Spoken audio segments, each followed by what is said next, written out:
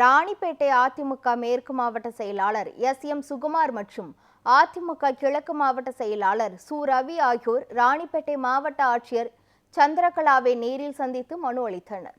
ராணிப்பேட்டை மாவட்டம் முழுவதும் சிறப்பு தீவிர வாக்காளர் பட்டியல் திருத்தப் பணிகள் மேற்கொள்ளப்பட்டு வருகிறது. இந்த நிலையில் அங்கீகரிக்கப்பட்ட அரசியல் கட்சிகள், வாக்குச்சாவடி நிலை முகவர்கள் அதிகபட்சமாக 50 விண்ணப்பங்களை பொதுமக்களிடமிருந்து பெற்று வாக்குச்சாவடி நிலைய அலுவலரிடம் ஒப்படைக்கலாம் என தேர்தல் ஆணையம் அறிவுறுத்தியது.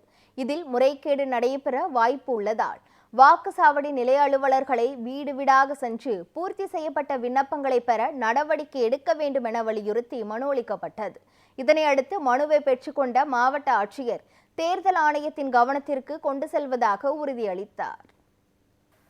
இன்றைக்கு அந்த BLO மூலமாக வீடு வீடாக கொடுக்கக்கூடிய அந்த விண்ணப்பங்கள், அந்த பூர்த்தி செய்யப்பட்ட விண்ணப்பங்களை இந்த அரசியல் கட்சி சம்பந்தமாக இருக்கக்கூடிய BLA 2 மூலமாக அந்த விண்ணப்பங்களை பெற்று BLO இடம் வழங்கக்கூடாது.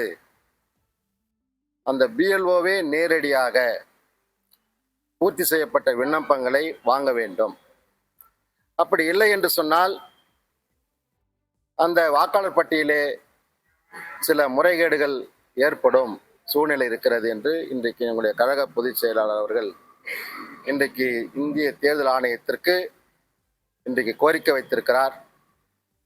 அதன் அடிப்படையிலே ஒவ்வொரு மாவட்ட ஆட்சித்தலைவரிடத்திலே அனைத்து இந்திய அண்ணா திராவிட முன்னேற்ற கழகத்தின் சார்பிலே இந்த கோரிக்கை மனுவை சமர்ப்பிக்க வேண்டும் என்று எங்களுக்கு உத்தரவிட்டிருக்கிறார். அதன் அடிப்படையிலே இன்றைக்கு எங்களுடைய கோரிக்கை மனுவை இன்றைக்கு ராணிப்பேட்டை மாவட்ட ஆட்சியரிடத்திலே இன்றைக்கு நாங்கள் ராணிப்பேட்டை ஒருங்கிணைந்த மாவட்ட அதிமுக இன்றைக்கு அந்த கோரிக்கை மனுவை கொடுத்திருக்கிறோம். நம்முடைய மாவட்ட ஆட்சித்தலைவர் அவர்கள் அந்த கோரிக்கை மனுவை இன்றைக்கு ஏற்றுக்கொண்டு நான் தேர்தல் ஆணையத்திற்கு அனுப்பி வைத்து நல்ல முடிவை சொல்லுகிறேன் என்று சொல்லியிருக்கிறார்கள்.